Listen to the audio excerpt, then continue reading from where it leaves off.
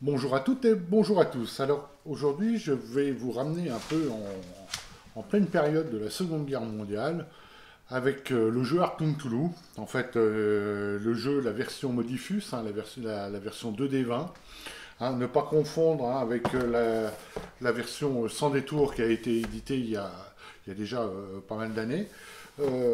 Celle-ci, en fait, c'est une toute nouvelle version, en fait, éditée par Modifus,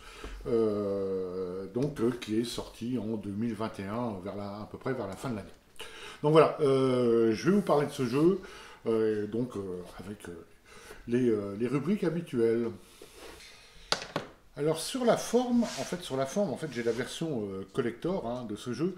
Autrement, il vient en deux volumes, hein, un volume pour les joueurs et un volume pour le maître de jeu.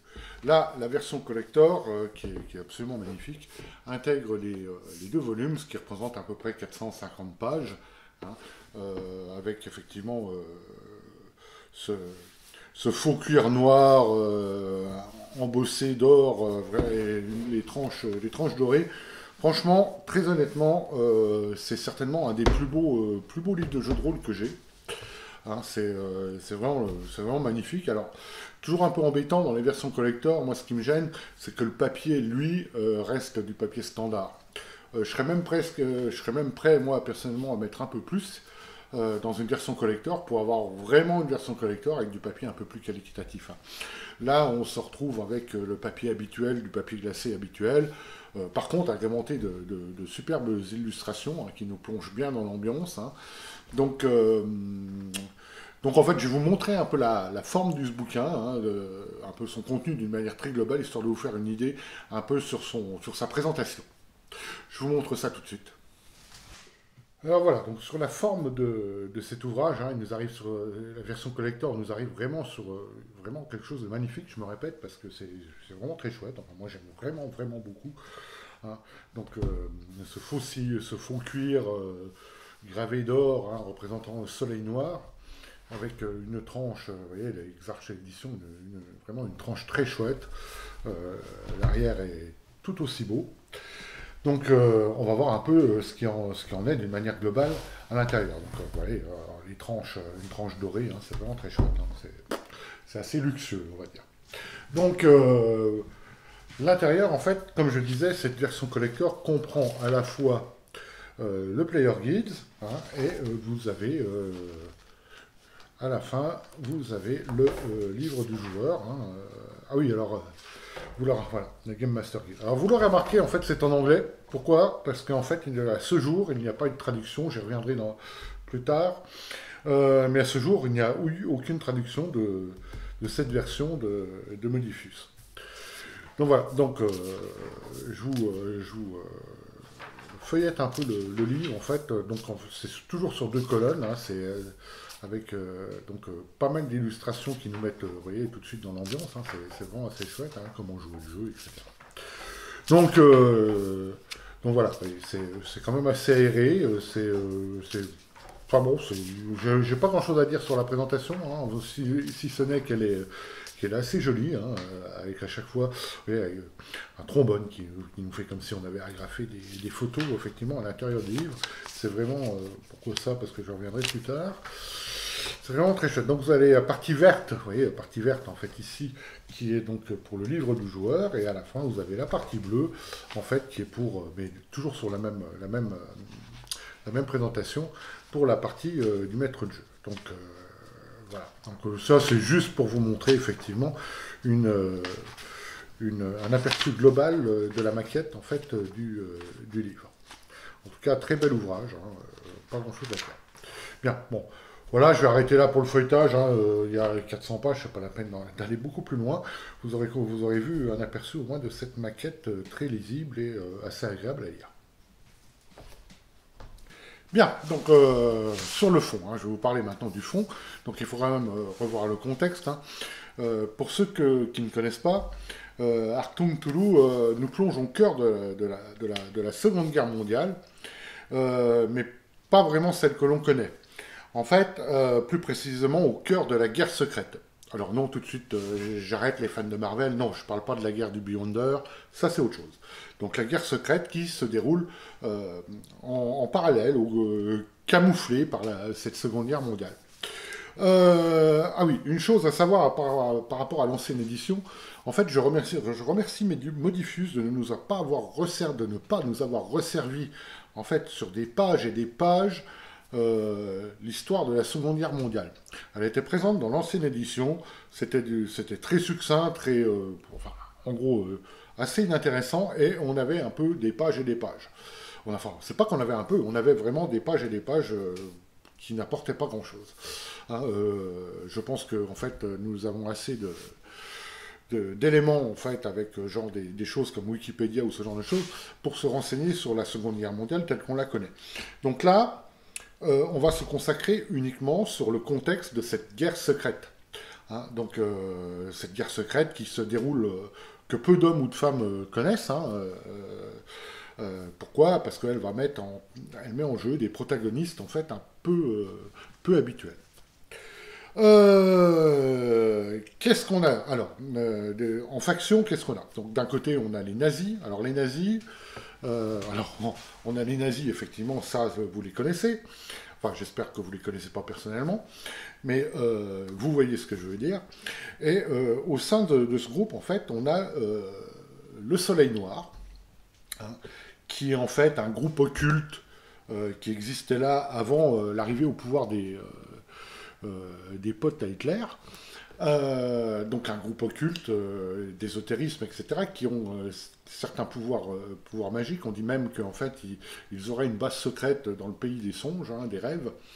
Donc en fait, vous avez toute cette partie donc, qui est venue, effectivement, cette organisation a été très intéressée par le Troisième Reich, parce qu'elle leur permettait, effectivement, de trouver en fait des ouvrages occultes, de bénéficier en fait de la puissance en fait du Reich, pour leurs propres besoins.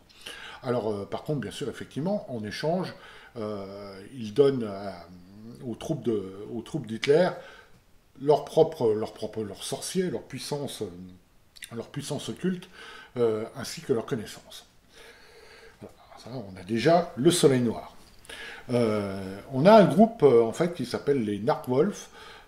Qu'est-ce que c'est en fait? Donc les loups de la nuit. Hein. En fait, c'est une branche dissidente en fait du Soleil Noir.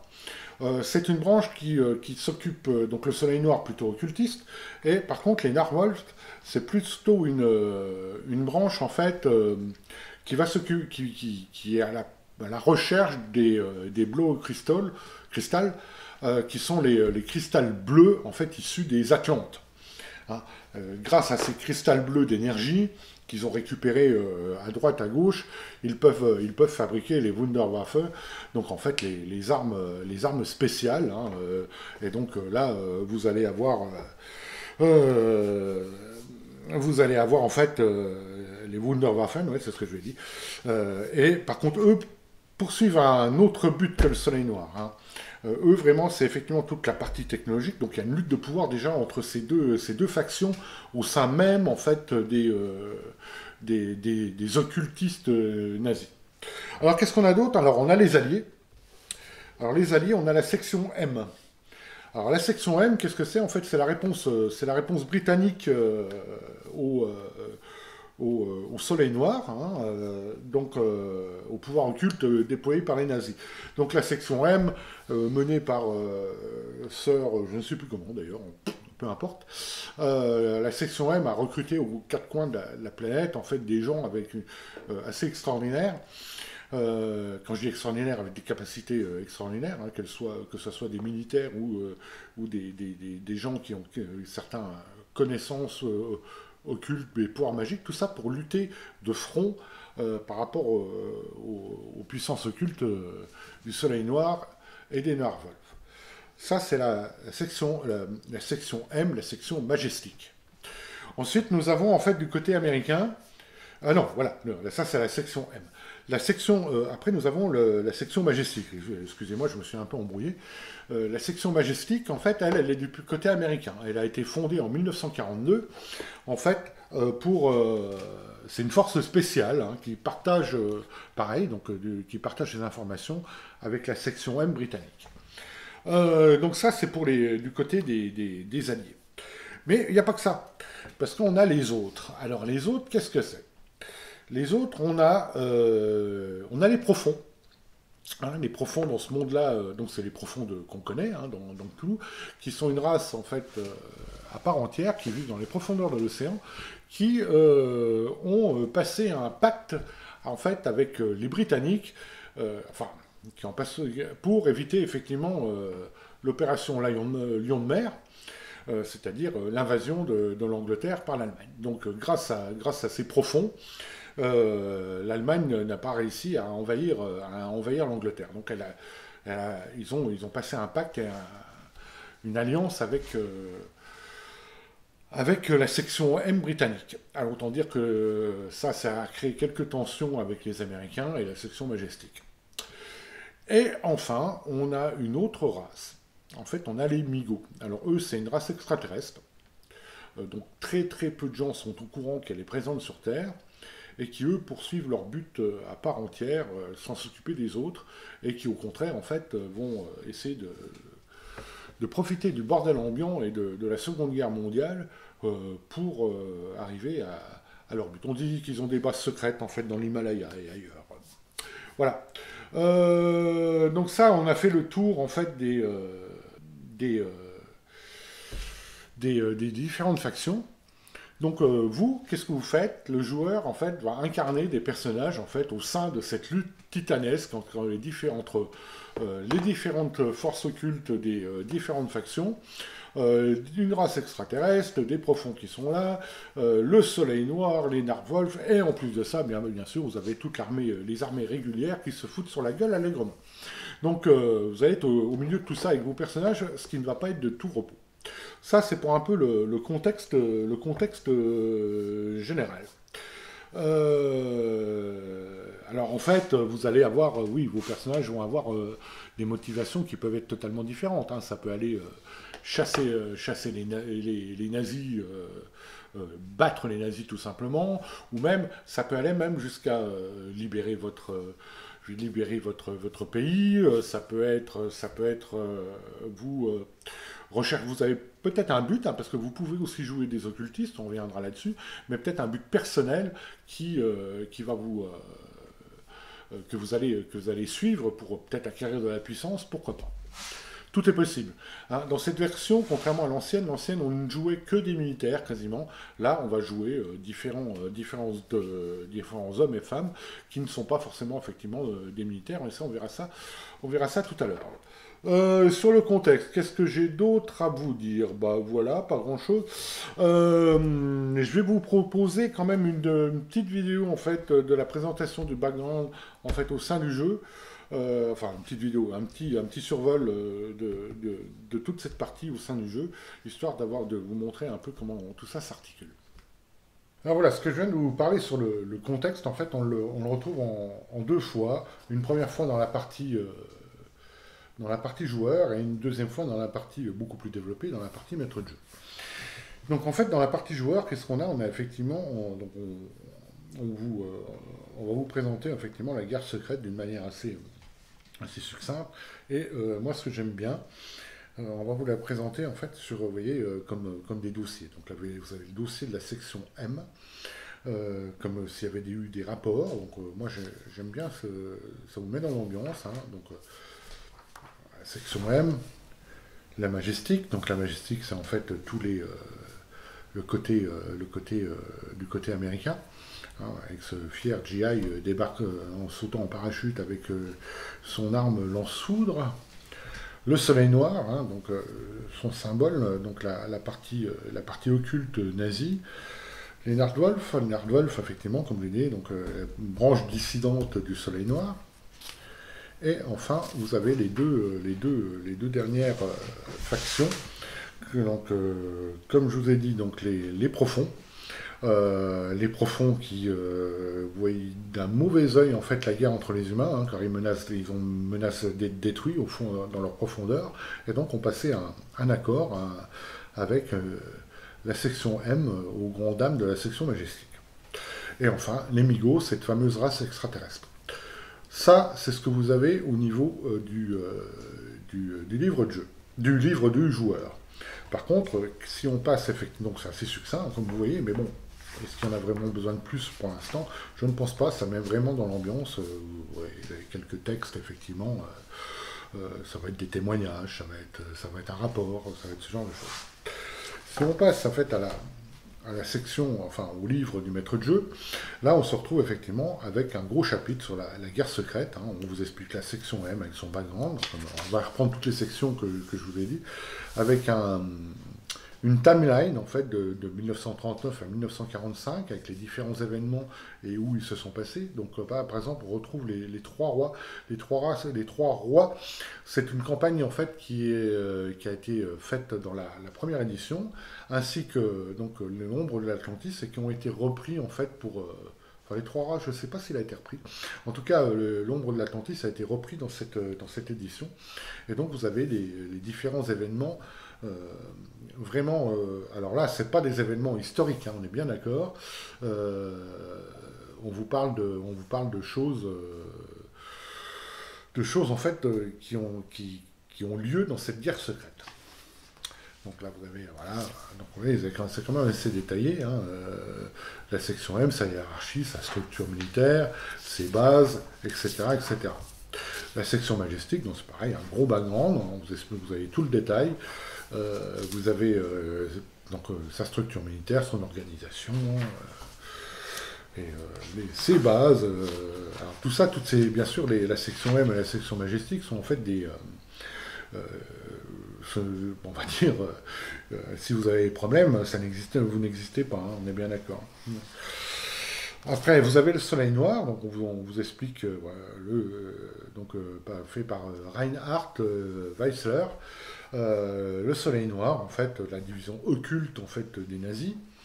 Alors là, quand on parle de la guerre civile, en fait, c'est au sein de la faction, c'est ce que je vous expliquais en fait au niveau de la faction dissidente en fait des Narwolf par rapport au Soleil Noir, qui cherche à tirer le pouvoir et l'intention en fait du Reich et de Hitler sur eux. Voilà. Donc là vous avez les Narwolf qui sont menés par Nina, comment elle s'appelle déjà, attendez, je dois l'avoir là. Oui, c'est Mina Wolf, donc qui a créé sa propre section, qui elle est plus en train de chercher en fait les cristaux bleus pour développer en fait leurs armes technologiques vous voyez, comme par exemple des canons à énergie, ce genre de choses, quoi. Ça c'est grâce aux cristaux bleus des Atlantes. Donc là vous allez avoir en fait les profonds, hein, profond sur un destroyer américain, là, par exemple, qui est en train de foutre le bordel. Vous voyez ce qu'on peut voir dans un périscope, donc les bases secrètes des profonds. Donc, on vous explique toute leur motivation. Et vous avez la même chose pour les Migos. Ces traces extraterrestres, qui en a à peu près rien à cirer de qui est-ce qui va gagner. En tout cas, eux, ce qui est sûr, c'est qu'ils vont en tirer profit. Voilà, donc en fait, vous avez, vous voyez, pour toute la partie background est quand même très développée, mais surtout en fait dans le bouquin du maître de jeu. Voilà pour la partie background. Alors maintenant je vais vous parler un peu du système. Donc en fait le système c'est le système 2D20 de Modifus qui a été adapté à énormément de jeux, à beaucoup de jeux de leur catalogue. On le retrouve surtout dans Conan, on le retrouve dans Star Trek, on le retrouve dans quoi d'autre, dans Artung Toulouse, on le retrouve dans Mutant Chronicle, dans John Carter of Mars et plus récemment en fait Dune. Donc en fait ce système a un passif chez les rôlistes en fait d'une impression de complexité. Alors moi comme j'ai déjà dit en fait ailleurs, je vais vous le survoler parce que j'ai déjà fait un long tuto en fait sur le système de D20 adapté à Conan, mais grosso modo il s'adapte aussi Achtung Toulouse, bien que le système de D20 dans Achtung Toulouse a été simplifié par rapport à celui de Conan. Donc en fait, il faut revenir sur le principe de base. Hein, vous avez en fait le maître de jeu va assigner une difficulté, il va demander entre un succès, voire 0 des fois, un succès et 5 succès. Pour ça, pour atteindre ces succès, vous lancez 2 D20. 2 D20 et vous allez faire la somme d'un attribut, en fait. Hein, donc, je vais vous parler un peu des attributs, qu'est-ce qu'on a après, on n'a pas 50, et d'un talent. Donc, faites la somme d'un attribut d'un talent, et vous allez lancer 2 D20. Chaque D20 qui fait en dessous de la somme de votre attribut plus de votre talent rapporte un succès. Si vous faites un 1, ça rapporte 2 succès. Et si vous avez ce qu'on appelle le focus, alors parce que c'est là que ça a été simplifié, dans Conan, en fait, chaque compétence avait un focus. Là, vous n'avez pas un focus, en fait, c'est une spécialité hein, liée à votre skill. On verra ça après. Bref, si par contre, si par exemple vous avez comment dire, une spécialité au fusil, donc vous allez faire, pour toucher avec le fusil, vous allez utiliser votre compétence, je sais pas, dextérité plus arme à feu. Mais si un de vos D20 fait en dessous de votre talent, et uniquement de votre talent, là, dans ce cas-là, vous aurez 2 succès si vous tirez avec un fusil, parce que vous avez cette spécialité. Donc c'est beaucoup plus simple, il n'y a pas à aller chercher pour chaque talent, en fait, la valeur ce qu'on appelle en Conan le focus. Ça, c'est pour le système de base. Vient s'ajouter là-dessus le momentum. Alors, je crois, je ne sais plus s'il s'appelle pareil, en fait, dans Toulouse. Bon, bref, le momentum, c'est... si vous faites plus de succès que le nombre demandé par le maître de jeu, vous gagnez un point de momentum par succès supplémentaire, que vous allez pouvoir utiliser immédiatement pour améliorer la réussite de votre action, ou la mettre dans un pot commun. Et c'est là que ça devient intéressant, parce qu'en fait, ce pot commun peut être utilisé effectivement par tous les joueurs, donc invite à l'esprit d'équipe. Et peut très vite, en fait, donner en fait, des actions un peu épiques, hein, parce que si, par exemple, si le maître de jeu vous demande une difficulté 5, c'est une difficulté épique. Avec 2 D20, vous n'arriverez pas à faire 5. Donc en fait, vous allez pouvoir, avec ces momentum en fait, qui ont été mis je répète beaucoup en fait, hein, ces momentum qui ont été mis au centre de la table, hein, donc en partage avec tous les joueurs, vous allez pouvoir prendre avant votre jet de dés un momentum, 2 ou 3 momentum, pour vous rajouter 1, 2 ou 3 des 20 pour votre action. Et là, vous allez pouvoir atteindre éventuellement les 5 succès. Donc, ça donne un système assez dynamique, assez épique aussi, hein, très pulp, en fait. Donc, moi, ce que je recherchais, en fait, dans Achtung Toulouse, c'était plus le côté pulp, et avec ce système, il marche très très bien. Pour l'avoir testé, bon, j'ai fait une partie Achtung Toulouse, j'en ai pas fait 50, mais j'en ai fait pas mal avec Conan, et je peux vous assurer que le système, en fait, roule bien, est assez dynamique et permet des actions spectaculaires. Quoi dire d'autre sur le système? Qu'est-ce que j'ai à vous dire sur le système? Bon, écoutez, c'est à peu près tout. Oui, donc on est dans la Seconde Guerre mondiale, hein, donc dans le système, on a pas mal de matériel hein, qui sont présents. Donc on va savoir des jeeps ou blindés. Donc là, on a quand même on a tout le matériel de la Seconde Guerre mondiale qui est là. Plus le matériel un peu, on va dire, science occulte, entre guillemets, ou weird science, qui va vous donner du matériel genre des bazookas à rayons verts ou ce genre de choses. Bien, voilà à peu près ce que je peux dire sur le système. Je vous invite à regarder le tuto que j'avais fait, si vous voulez aller un peu plus en profondeur dans cette manière de faire avec le système de D20. Je vais vous montrer un peu la partie système en survol rapide. Donc voilà, chapitre 3, donc comment on joue avec le jeu. Donc comme je disais, le jeu se joue avec des D20 et avec des D6. Alors les D6, c'est les mêmes D6 spéciaux que Conan, hein. Si vous avez déjà un jeu de la gamme, je pense que vous pouvez les réutiliser sans aucun problème.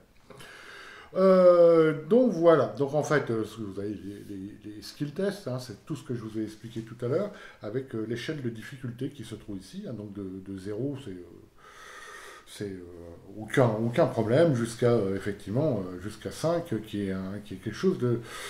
par exemple, c'est garder sa santé mentale quand vous regardez dans les yeux en fait, d'un ancien dieu. Effectivement, c'est un peu compliqué. Donc voilà, vous avez les tests opposés, donc en fait vous avez les tests étendus, vous avez à peu près tout ce qui est couvert dans les jeux de rôle habituels, et donc vous avez en plus effectivement toute la partie momentum, qui vous permet, comme je le disais, de racheter des D20, mais aussi par exemple de créer la vérité, en fait, de créer une vérité à la scène. C'est un peu ça, c'est le côté narratif en fait de la chose. Cette vérité doit être liée en fait à un de vos talents que vous venez d'utiliser. Et en fait, vous allez pouvoir modifier la scène en fonction, quoi. Obtenir des informations, réduire le temps d'une action, etc. Donc en fait, ça c'est toutes les utilisations des momentum. Donc après, vous avez éventuellement les complications, oui, parce que quand vous faites un 20, en fait, votre action n'est pas forcément ratée, hein, ça dépend des autres jets de dés, mais en fait, vous allez obtenir une complication, donc là, le maître de jeu va un peu vous mettre des bâtons dans les roues, sans pour autant, éventuellement, vous priver de la réussite de votre action. Donc voilà, en plus vous avez des points de fortune qui sont vraiment comme des points de héros, hein, qui sont comme dans Conan, que je connais bien. Donc vous allez pouvoir rajouter, vous allez pouvoir dire qu'un de vos dés en fait c'est un succès critique, vous allez pouvoir relancer des dés, vous allez pouvoir éviter qu'on vous touche par exemple, et vous allez, enfin voilà, ça c'est vraiment des points de héros, vous en avez je ne sais plus combien, pas beaucoup, en tout cas c'est sûr, et vous allez les regagner uniquement à la fin de la partie. Donc voilà, en fait vous voyez, le système en fait, donc ça c'est vraiment la présentation, c'est assez succinct, et donc vous avez en fait toute la partie action après, hein. Donc l'action, donc c'est comme dans Cthulhu, en fait, c'est toujours les joueurs qui agissent en premier, et autour de la table, ils vont décider en fait quel joueur agit, c'est à eux de décider leur ordre d'action. Sauf si le MJ décide en fait qu'un NPC joue en premier, dans ce cas-là, il va être obligé de dépenser également des points, l'équivalent du momentum. Donc après, vous avez les actions mineures, vous voyez, bon, les actions majeures, hein, donc ça c'est un peu comme dans tous les jeux, hein, l'assistance, lancer un sort, hein, reprendre son souffle, etc. etc. Les réactions, bon, tout ça en fait, c'est quand même relativement fluide, hein, il ne faut pas avoir peur de ça. Le stress, j'y reviendrai un peu dans les personnages. En fait, dans le système habituel, vous avez deux échelles de blessures. Vous avez les blessures physiques et les blessures mentales. Là, non. En fait, vous avez un seul type de blessure, c'est du stress, que ça soit du mental, hein, genre vous voyez Toulouse émerger devant votre sous-marin. Dans ce cas-là, vous allez prendre un gros paquet de stress mental. Si vous êtes touché par une balle, ça va être du stress physique. Mais tout ça, c'est sur une seule piste. Quand vous arrivez à 0, vous êtes défait. Alors la mauvaise nouvelle, c'est que si vous avez plus de blessures physiques que de blessures mentales, vous êtes également en train de mourir. Ça peut être un peu embêtant. Donc en fait, je reviendrai un peu là-dessus un peu plus tard. Les effets des armes, hein, comme dans les autres jeux qui utilisent ce système, hein, chaque arme, d'ailleurs il n'y a pas que les armes, hein, il y a les véhicules aussi par exemple, ou même les sorts, qui ont un effet quand on les utilise, hein, genre piercing qui va ignorer de l'armure, par exemple. Les attaques mentales, et donc ici en fait vous avez tous les dépenses de momentum possibles, donc rajouter un point de dégâts, ajouter des D20, avoir la confiance, on va rajouter du point de morale, créer une vérité, désarmer, etc., etc., avec leur point de momentum que vous devez dépenser pour avoir ces effets associés. Euh, oui, après, là, c'est récupération du stress et des blessures. Hein. Ça se fait entre deux parties, en fait. Hein. Et ça peut être très mal. Hein. On peut vous amputer, hein, par exemple. Hein. Donc là, c'est pas bien. C'est pas bien du tout. Hein. Votre personnage va être peut-être un peu, à moins que vous trouvez, que la section M vous trouve effectivement une prothèse biomécanique alimentée par un cristal bleu. Pourquoi pas. Les cicatrices mentales, donc ça c'est un peu les folies, hein, on est bien d'accord. Voilà, comme vous voyez, le système ne prend pas énormément de place en fait. Hein. Il est relativement succinct et marche assez bien, enfin marche vraiment bien, vraiment. Bien, alors c'est bien beau tout ça, mais qu'est-ce qu'on joue? Alors les personnages, comment on crée des personnages dans ce monde? En fait, déjà, en préambule, il faut savoir que on n'y a aucun jet de dés en fait pour la création des personnages. En fait, votre personnage va découler de tous les choix que vous allez pouvoir faire à chaque étape de sa création. Hein, donc, alors, comment sont définis un personnage? Donc, ils sont définis, comme j'avais dit tout à l'heure, par des attributs. Donc, l'attribut est équivalent des caractéristiques, hein, on est bien d'accord.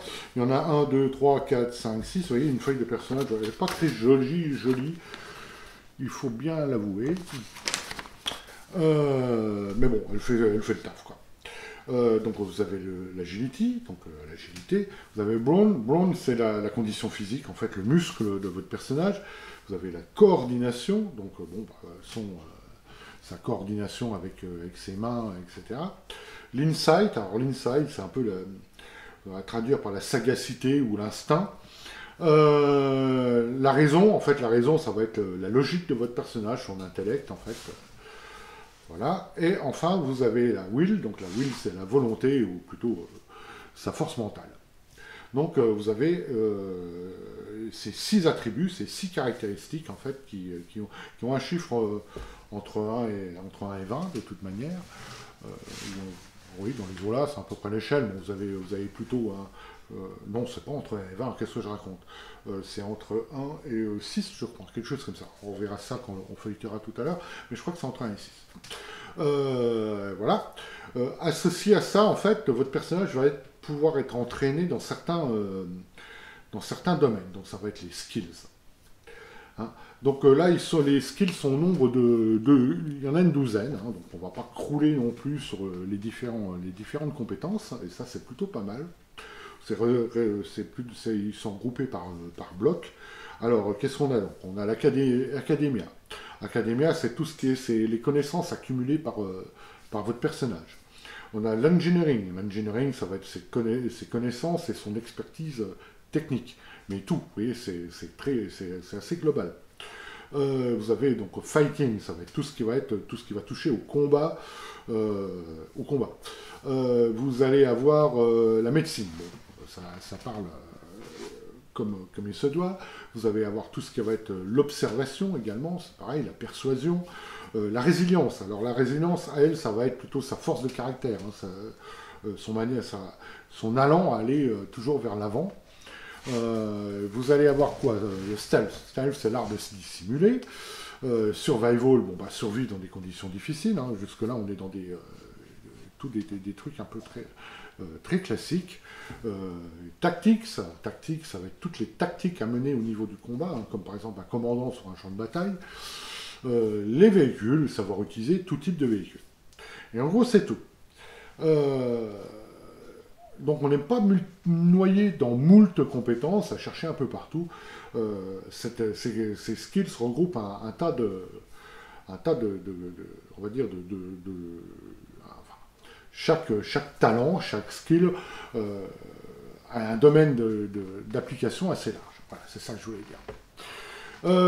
En sachant qu'en parallèle de ça, vous avez ce qu'ils appellent les focus.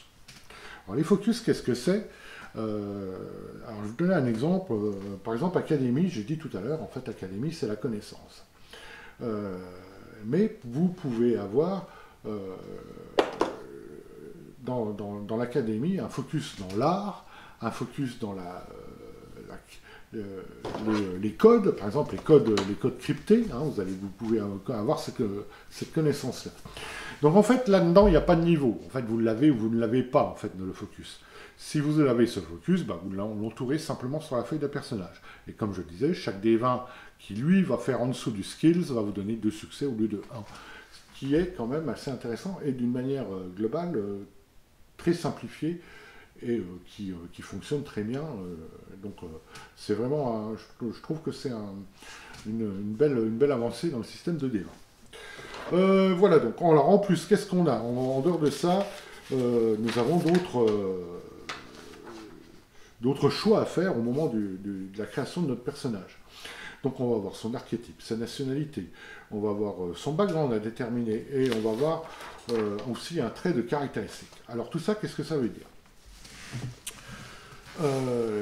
Ça vede dire, déjà, à chaque étape de ce que je viens de vous annoncer, vous allez être, on va vous proposer en fait de choisir un talent, de choisir un skill, de choisir un focus.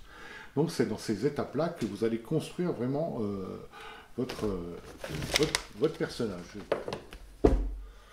Voilà, on va avoir un peu de place pour voir.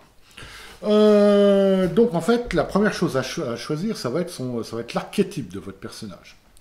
L'archétype, c'est un peu son métier, sa fonction au sein du groupe, en fait,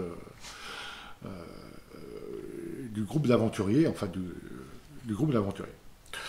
Donc dans cette version en fait d'Achtung Cthulhu, en fait les personnages ne sont pas forcément des militaires. D'ailleurs, comme vous allez vous voir dans les archétypes, qu'est-ce qu'on a dans les différents archétypes? On a l'expert, par exemple, on a le commandant, on a l'escroc qui est l'arnaqueur, on a le mécano, hein, on a l'infiltrateur, on a l'investigateur, on a l'occultiste, car on peut avoir des occultistes hein, recrutés par la section M, par exemple. On a le soldat, hein, donc là le soldat va du soldat du troufion jusqu'au gradé sur le champ de bataille. Donc, ensuite, une fois qu'on a choisi son archétype, qu'est-ce qu'on va faire? On va choisir son background. Le background, ça va être le passé de votre personnage. En fait, c'est les expériences précédentes avant d'être recruté. Hein, il y a 18 possibilités de background, donc ça couvre un tas de choses. Ça va du journaliste, en passant par le politicien, le militaire de carrière, etc. Donc déjà, on caractérise en fait votre personnage sur son passé avant qu'il introduise en fait la section M et qu'il devienne un combattant de cette guerre secrète.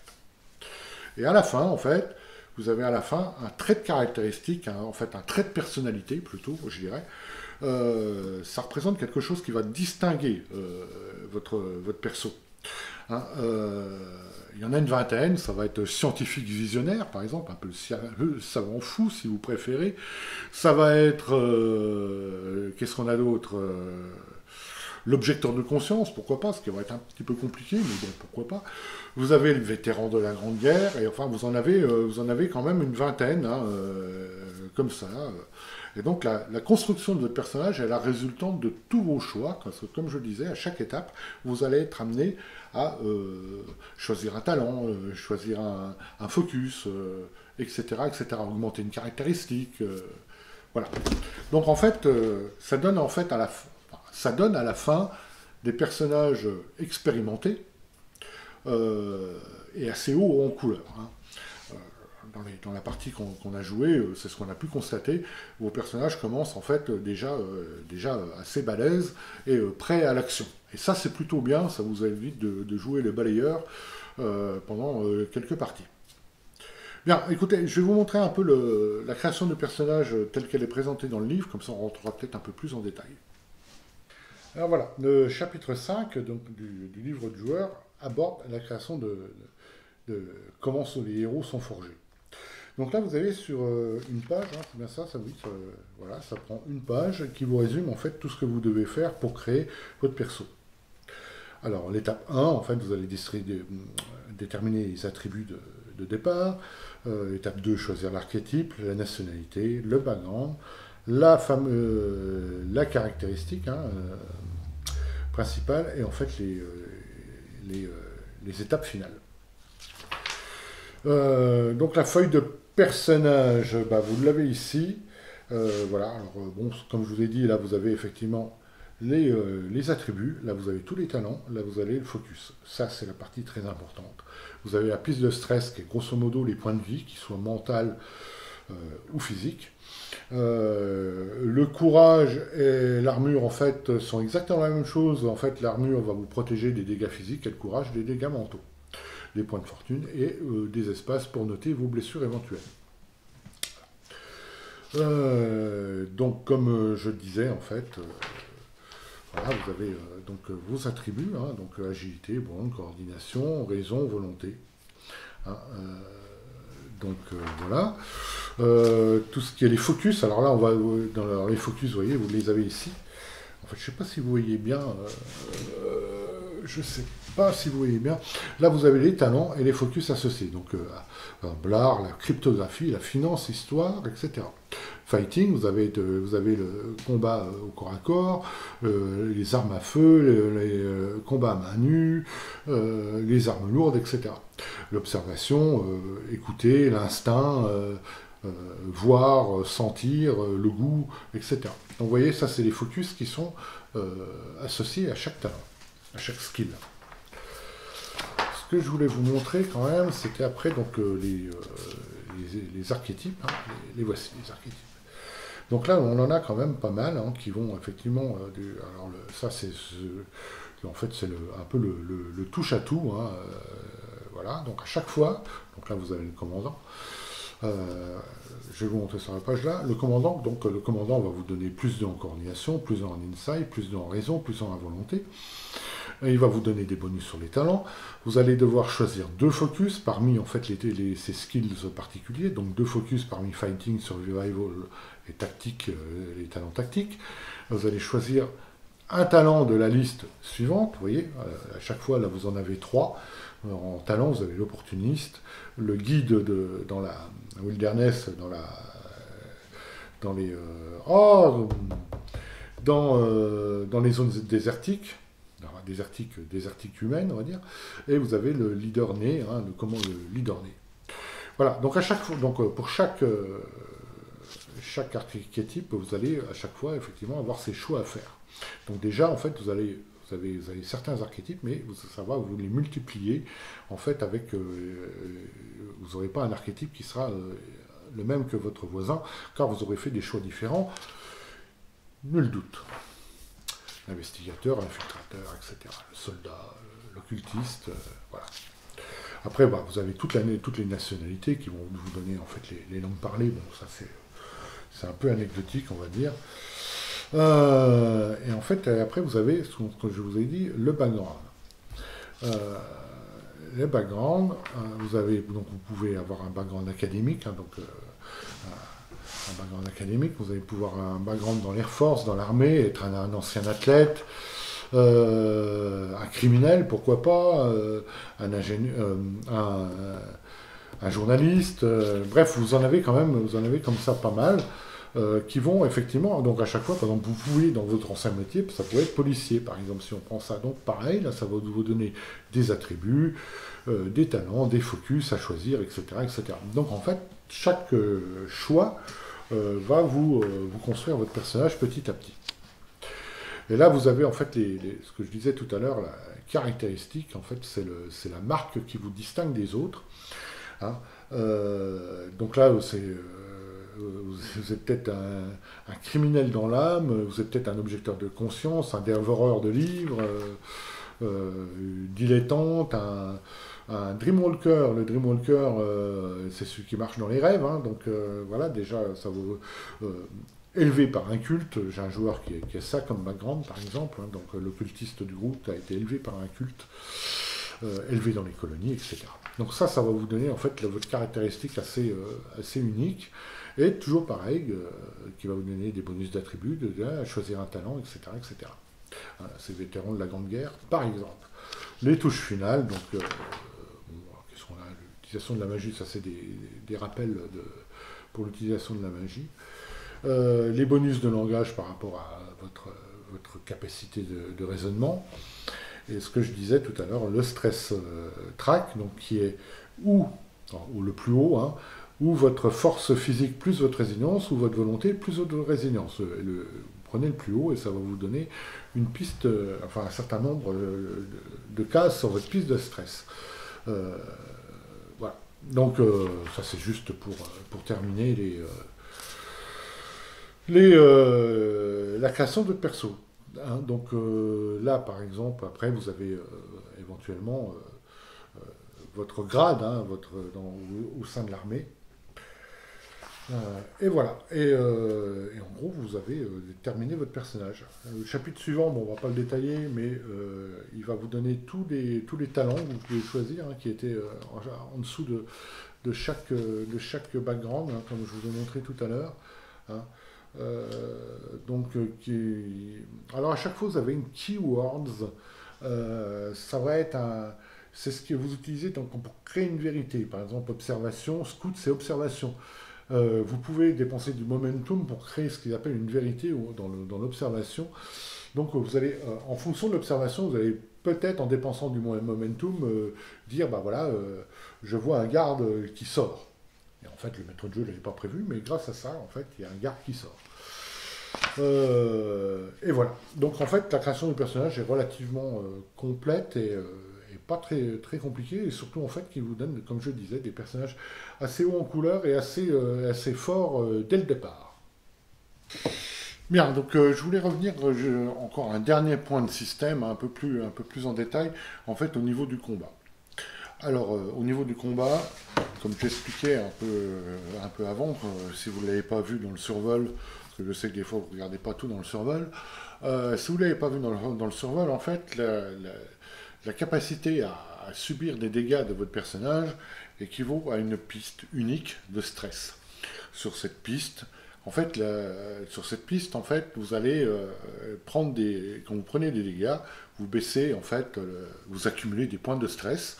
Alors, les points de stress sont de deux types, des stress physiques et du stress mental. Du stress physique du fait des dégâts physiques subis, hein, et mental, en fait, des dégâts psychique subie. Là, dans ce cas-là, ça peut venir en fait d'un monstre du mythe que vous apercevez, ça peut venir d'un sort, hein, car les sorts, on y verra un peu plus tard, coûtent en fait des points de stress psychique. Et quand votre jauge arrive à 0, vous êtes vaincu.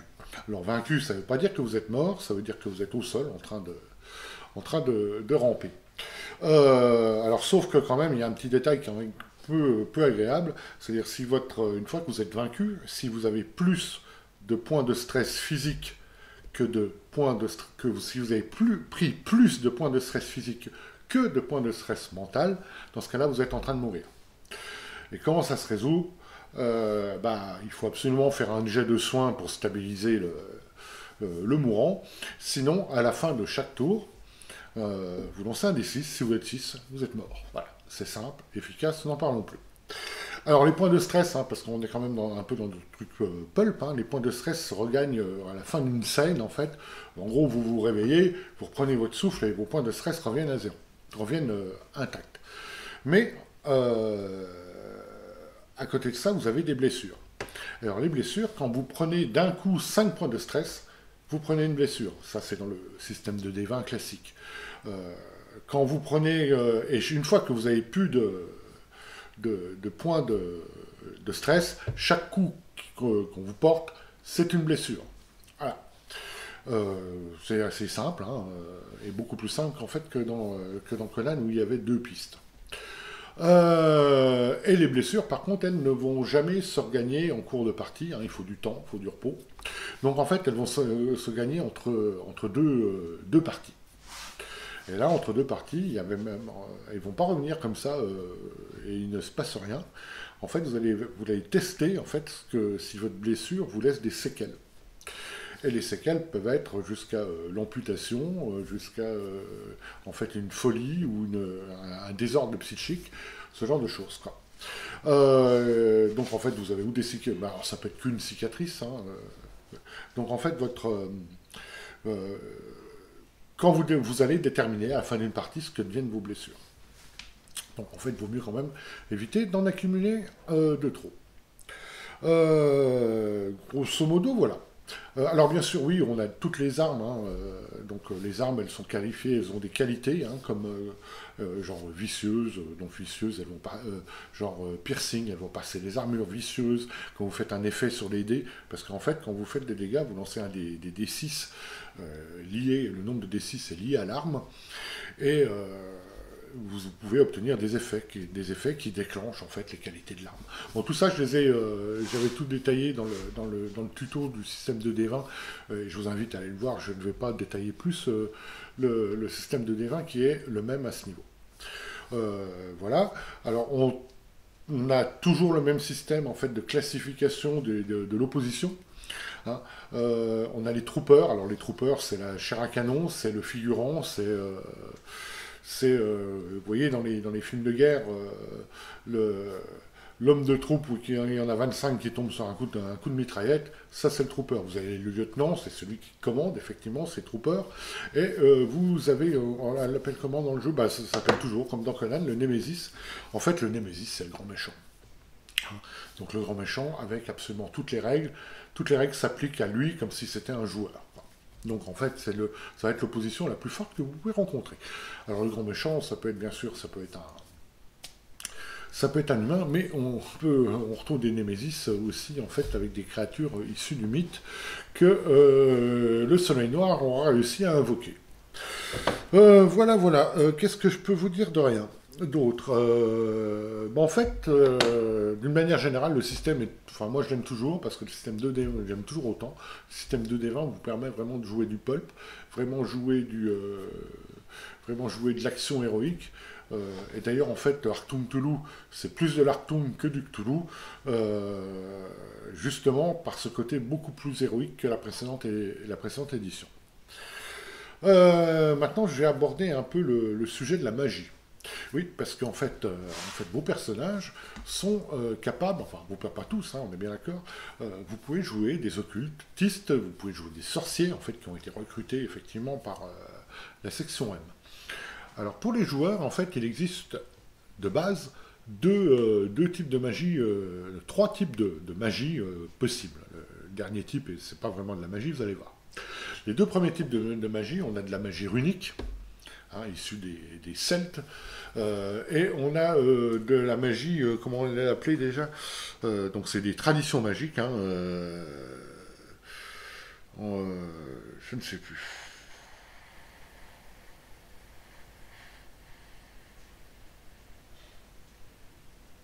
Oui, c'est ça. Donc en fait, oui, vous allez pouvoir jouer. Donc, alors on va parler aussi de la magie, parce qu'en fait, la magie, vos personnages vont pouvoir utiliser de la magie à un certain niveau. Parce que vous allez pouvoir jouer des occultistes, mais aussi des sorciers éventuellement, qui ont été recrutés par la section M ou la section majestique. Alors les traditions magiques utilisables par les joueurs dès le départ, en fait, qu'est-ce que vous avez? Vous avez de la magie en fait qui est basée sur de la magie runique celtique ou de la magie nordique en fait. Votre personnage peut être issu d'un chaman éventuellement. Vous allez avoir après du coup des sorts qui sont très orientés effectivement magie ou chamanique ou runique. Par exemple, vous allez trouver le cyclone de Cernunnos, le dieu cornu des Gaulois par exemple, ou la malédiction de Loki pour la magie nordique. Alors, pour les États-Unis, à la section M, en fait, il est expliqué, j'avais trouvé ça rigolo, qu'en fait, les États-Unis, les personnages issus des États-Unis n'ont pas pu développer, en fait, n'ont pas une assez longue tradition magique pour pouvoir développer ces fameux pouvoirs magiques. Mais par contre, le pendant, c'est qu'ils vont pouvoir, eux, des pouvoirs psychiques, plutôt genre de la télékinésie ou ce genre de choses. Voilà. Donc, en fait, alors, bien sûr, on est dans Cthulhu, lancer un sort, ça peut mal se passer, si les complications peuvent être très pénibles. Et également, quand vous lancez un sort, en fait, vous allez accumuler des points de fatigue, comme en fait, comme du stress, en fait. Donc le sorcier va se fatiguer, va se stresser lui-même en lançant ses sorts. Je vous ai expliqué la piste de stress qui était unique, donc en fait à utiliser quand même avec modération si vous ne voulez pas que votre sorcier se termine très rapidement au sol et en train de baver avec les yeux exorbités. Voilà pour la magie en fait. Moi j'aime bien le fait que dans ce type d'univers, les joueurs peuvent utiliser effectivement ces traditions runiques. Ce que je n'aimais pas en fait dans la dernière édition de Cthulhu, du fait que les investigateurs, eux, pouvaient l'utiliser. Mais ça, c'est un autre problème. Là, moi, je trouve qu'on est vraiment dans du pulp et que ça rentre dans le cadre très très bien. Je vais vous montrer un peu la magie très rapidement. On a un petit survol. Donc voilà, le chapitre 9 en fait, nous amène au chapitre sur la magie. Donc là, on vous explique les mécaniques hein, pour lancer la magie. Hein. Il faut faire un jet de savoir, de connaissances magiques. Hein. Donc jusque-là, rien d'extraordinaire. Et là, vous avez en fait, selon la difficulté du sort, en fait, le niveau de complication. Ça veut dire que si vous avez un sort avec une difficulté de 5, à partir de 16 ou 20, quand vous faites lancer votre D20, vos D20, entre chaque 16 et chaque 20, en fait, vous avez une complication. Et donc ça, c'est un peu embêtant. Hein. En avoir beaucoup, c'est pas bien. Voilà, en fonction de votre pouvoir, vous avez des jets d'effets à lancer suffisants. En plus, donc vous avez plusieurs types de magie. La magie de bataille, hein, à lancer plutôt spontanément. Vous avez aussi la magie rituelle, hein, elle qui va être plus longue, effectivement. Et après, vous avez les livres de sorts, vous voyez, les livres de sorts celtiques, hein, la lance de Lugh, le regard de Balor, les racines de la terre, etc., le cyclone de Cernunnos que je vous citais tout à l'heure. Vous avez un petit exemple de magie en illustration. Donc en fait le spellbook runique, vous voyez, il n'y en a pas énormément hein, quand même. Hein, la malédiction de Loki par exemple, la sagesse de Frigg, etc.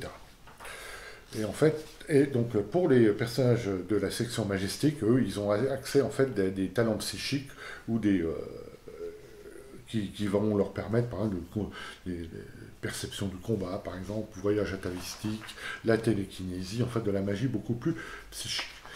Donc, oui, encore un de ces exemples, à apprendre de nouveaux sorts, comment ça se passe, tout ça est détaillé, effectivement, assez bien foutu. Donc, vous avez la magie rituelle, parce que vous pouvez également trouver des tomes maudits, hein, comme on est dans du Cthulhu, hein, ne l'oublions pas. Donc voilà, la magie, et donc là vous avez tout un exemple en fait sur la magie rituelle hein, qui se passe en plusieurs étapes et qui vous explique tout ce qui pourrait mal tourner. D'ailleurs en fait vous voyez, en fait quand vous lancez un sort, je ne vous l'ai pas montré, mais vous avez en fait le skill qui rentre en compte. Vous avez la difficulté, bon, ça j'ai pas la bonne idée parce qu'en fait elle varie. Voilà, par exemple, vous avez difficulté 2 pour ce sort, le skill c'est Survival.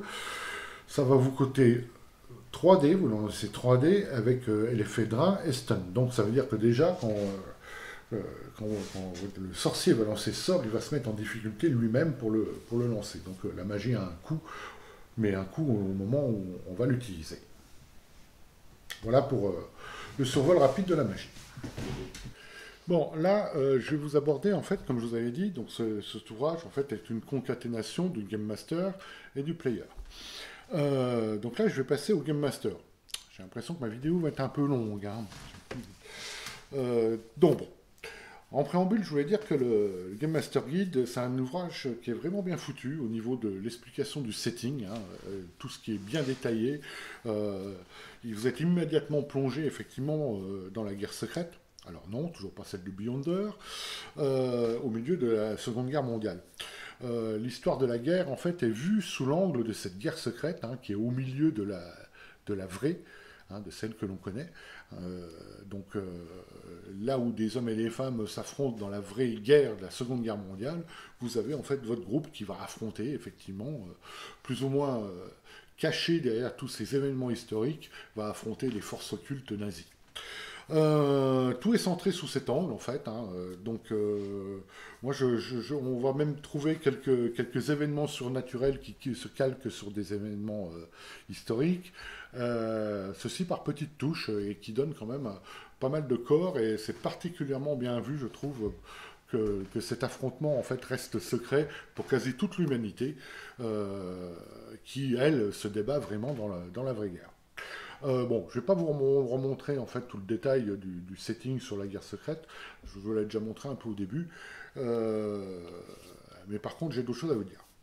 Le setting aborde également en fait tout ce qui est super science, ou la science étonnante. Enfin bon, la super science en fait, elle va être basée et elle est disponible en fait pour tous les protagonistes. Hein. Vous avez jamais entendu parler du bazooka Green Knight? Non, bah là vous allez en entendre parler. La lance de Gungnir, récupérée par une unité effectivement des Nardwolf. Non, je pense que vous n'en avez pas entendu parler. Là, vous allez voir ce que c'est. Donc, en fait, vous avez toute cette super science, ces objets ésotériques, mais qui ont vraiment un vrai pouvoir.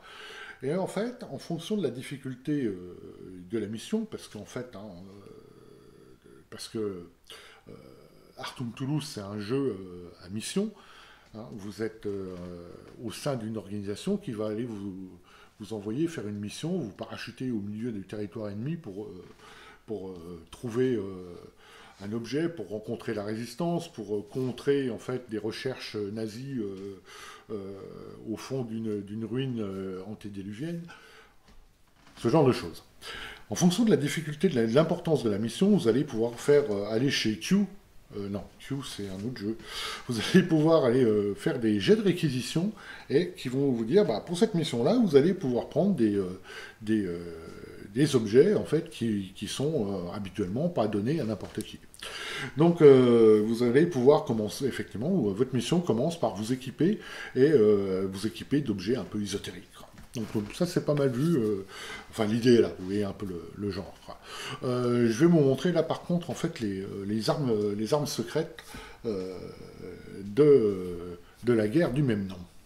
Ah voilà, donc en fait vous voyez, bande bleue, donc là je suis dans le Game Master Guide, et qui aborde le chapitre 3, donc les armes secrètes de la guerre secrète.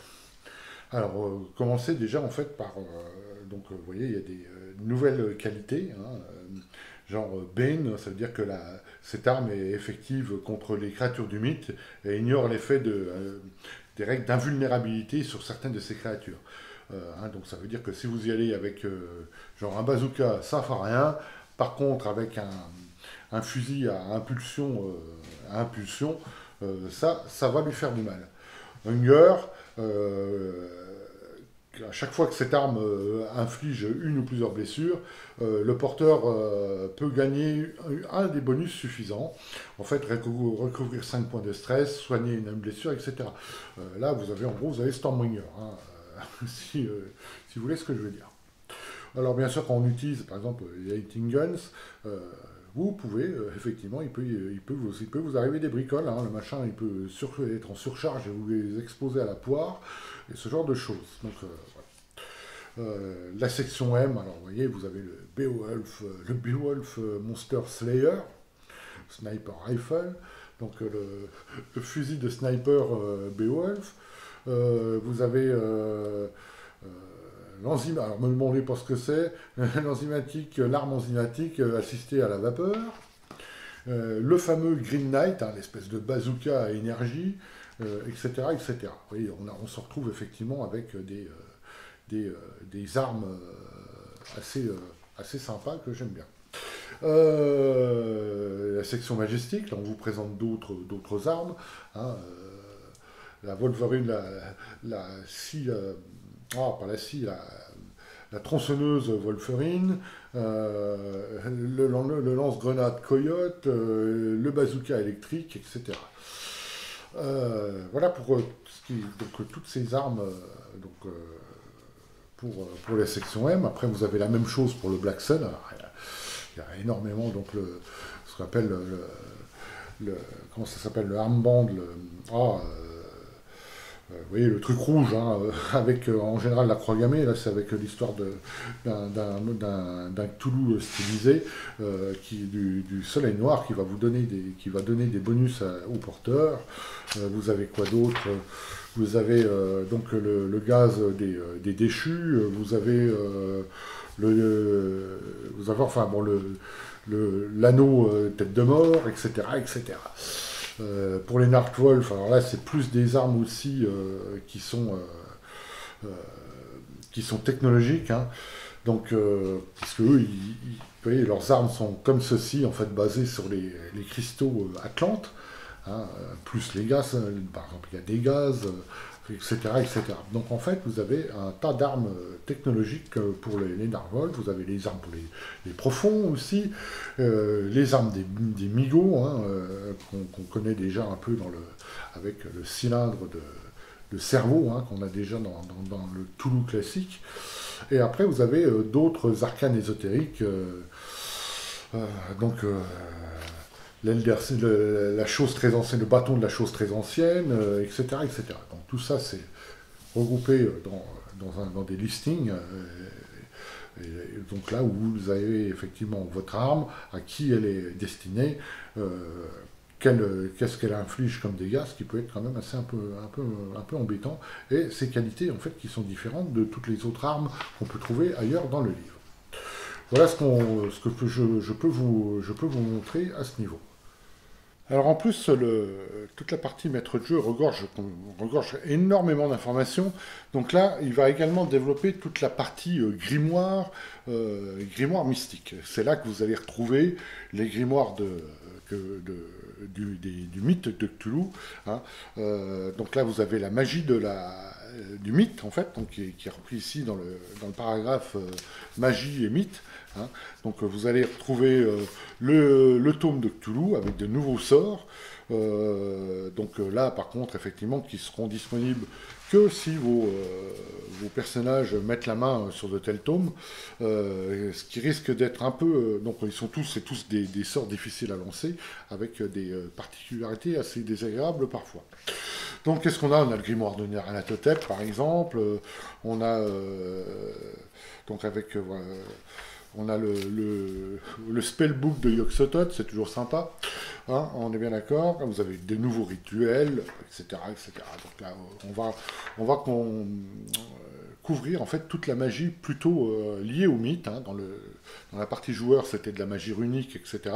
Là, c'est vraiment toute la partie tome impie que vous pouvez éventuellement trouver dans les mains du Soleil Noir, par exemple. Ou alors le trouver et le garder pour vous, mais ça, vous en ferez ce que vous voulez. Voilà, voilà. Qu'est-ce que je peux vous dire d'autre? Oui, alors nous avons toute une partie, en fait, pour le maître de jeu, c'est-à-dire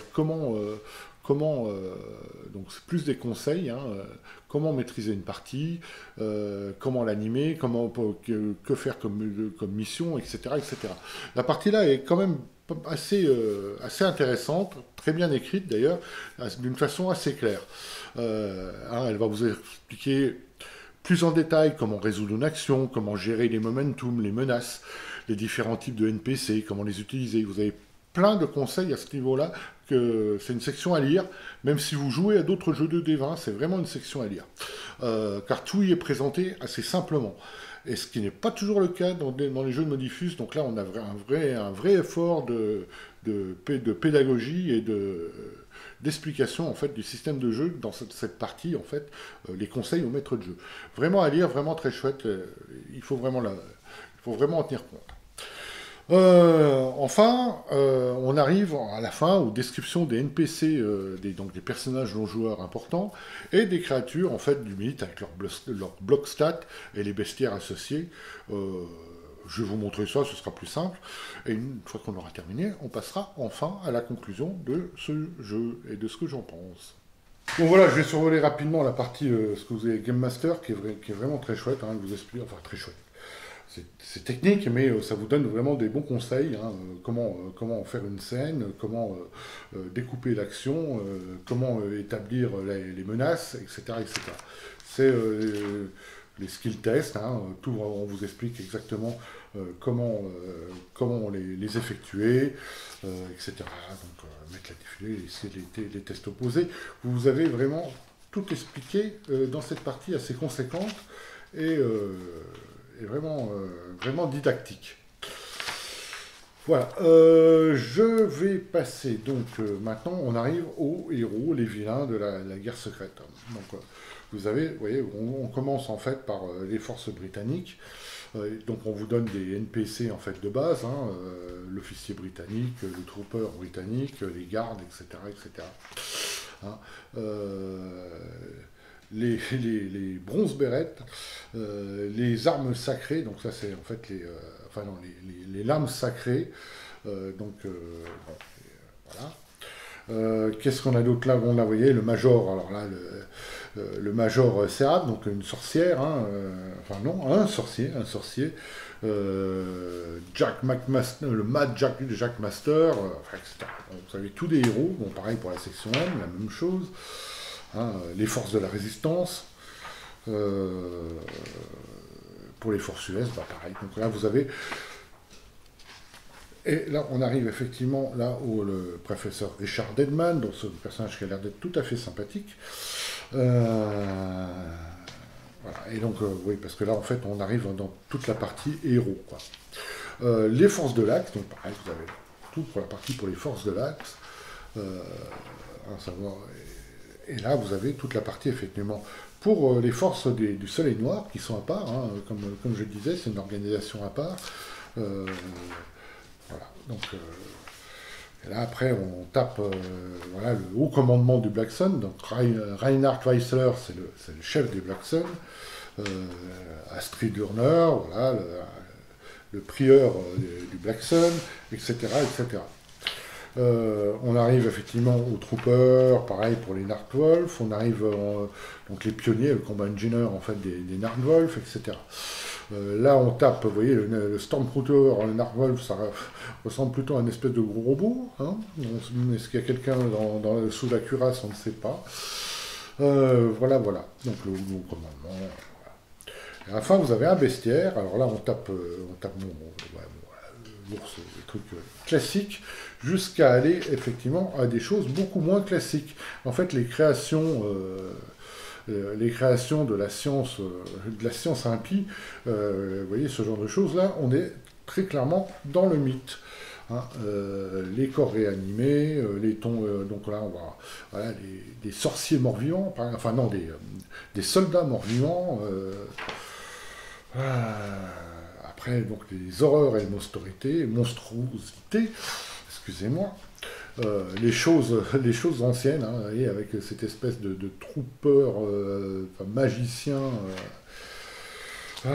Voilà, donc en fait vous avez le mythe adapté à la Seconde Guerre mondiale, à la sauce Seconde Guerre mondiale, les overlords de Nyarlathotep, le Sion de Yog-Sothoth, enfin bon, ouais, vous avez les hommes serpents, les serviteurs de Nyarlathotep, hein, qui sont du côté effectivement des nazis dans certains cas, mais en fait ils servent surtout Nyarlathotep, hein, faut être clair.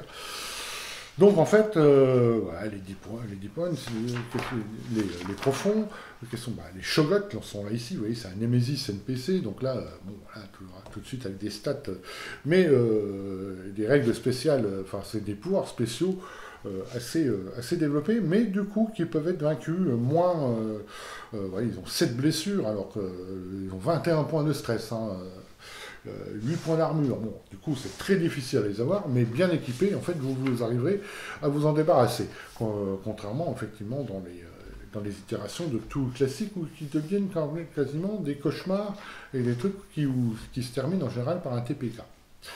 J'adore les dessins, hein, c'est des migos, ça, regardez, Toulouse. Hein.